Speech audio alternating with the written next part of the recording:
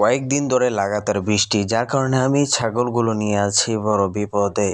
কি করব? ছাগলকে কি খেতে দেব? ছাগলকে পাতা দিলে কতক্ষণ আর পাতা খেতে চায়?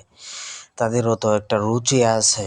তো আমি আজকে বৃষ্টিতে ভিজেই তাদের জন্য ঘাস কাটলাম। ঘাস কেটে এই ঘাসগুলো শুকাইলাম। শুকানোর পরে এখন বিকালবেলা তাদেরকে একটু খাবার দিয়েছি। তারা এই খাবারটা খেতে চায় আরকি। সারাদিনের ক্ষুধা, পাতাও তো এই একটা খেতে চায় না।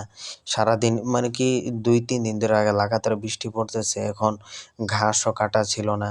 খালি পাতাই দিতেছিলাম। যার কারণে তারা পাতা খেতে, খেতে একেবারে তাদের মুখের মধ্যে ওরসে আইসা গিয়েছিল। যার কারণে আমি বৃষ্টিতে ভিজেই তাদের জন্য ঘাস কাটলাম এবং ঘাস কেটে ঘাসগুলো শুকিয়ে তারপর তাদের সামনে দিলাম। তারা দেখেন এই ঘাসটা কি সুন্দর করে খাচ্ছে। আর এই ছাগল যে কি একটা বিরক্তিকর প্রাণী, সারাক্ষণ তারা বেমাইতেই থাকে। এরপর অনেক বাইসা, বাইসা তারা খাবার খায়। যার কারণে তাদেরকে পালা অনেকটাই কষ্টকর, অনেকটাই বিরক্তিকর।